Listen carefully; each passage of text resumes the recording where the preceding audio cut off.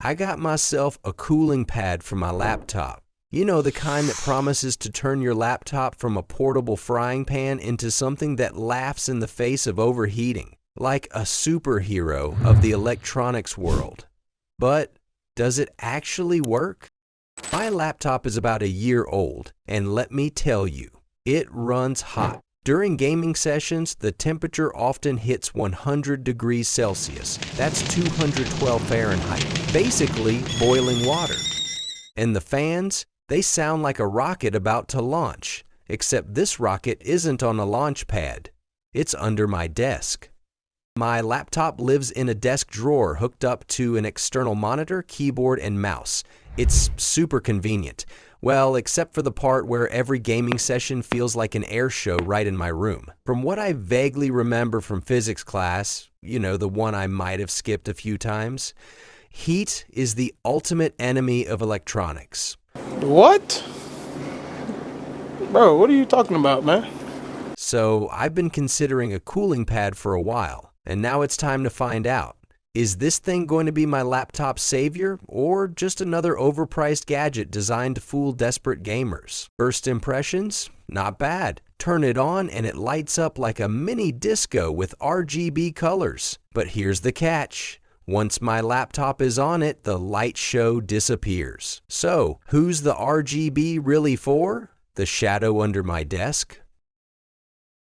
Now it's time for an unbiased experiment to finally answer the question, is this cooling miracle worth the money, or should I have just bought a couple of pounds of potatoes for a nice lunch instead?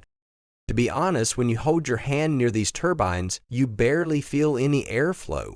But let's not jump to conclusions. Let the results speak for themselves. For this experiment, I tested my budget gaming laptop with the latest game, God of War Ragnarok. Of course, I played it on medium graphics settings. I assume you don't want my laptop to launch into orbit, right? I tested 3 scenarios. No cooling pad, the cooling pad with fans turned off, and the cooling pad with fans turned on. Each test lasted about 15 minutes in the game. Here's what I found. In the first scenario, without any cooling pad, my laptop was practically ready to take off to the moon. The heat it generated was so intense, I could feel it in the next room.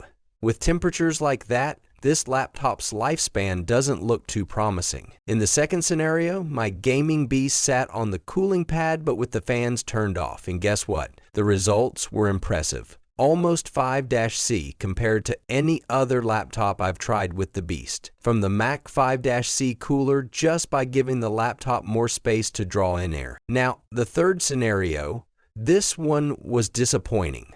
With the cooling pad fans turned on, the results were exactly the same as with the fans off.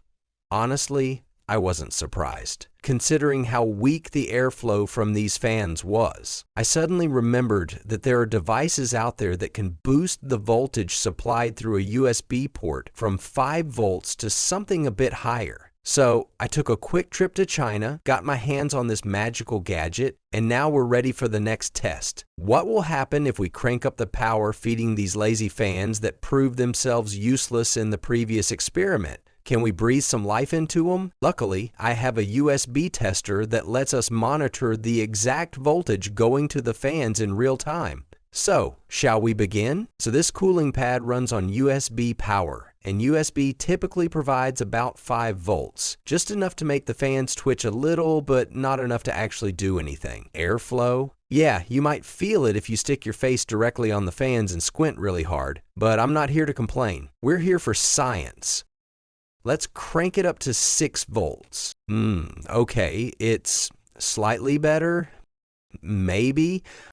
Honestly, the difference is about as noticeable as changing your socks. But hey, we're not stopping here. Let's go higher.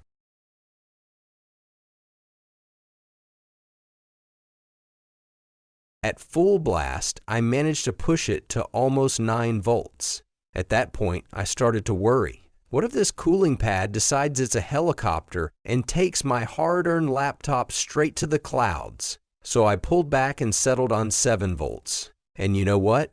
Not bad. The temperatures dropped to around 89-90 degF. That's actually a win, considering my laptop used to run hotter than a summer road trip in Phoenix. But of course, I couldn't resist pushing it to the max. Let's crank it all the way up to 9 volts and see what happens. Buckle up, fans. This is your moment to shine. After 15 minutes of testing, here's what we've got. The temperatures stayed mostly between 88 and 90 DC 1 millimeter of illusion. Down 7.5 degrees. Around 4 and 9 degrees centigrade and 9 degrees centigrade. Sure, there were some jumps, down to 85 or up to 95, but on average, it held steady in that range. It's the verdict. Cooling pads can be useful.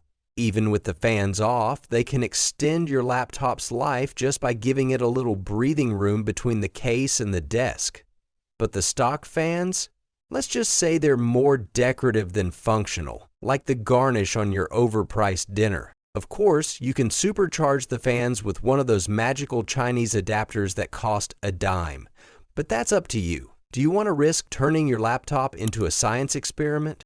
See you in the next video, where I'll probably try not to set anything on fire in the name of science.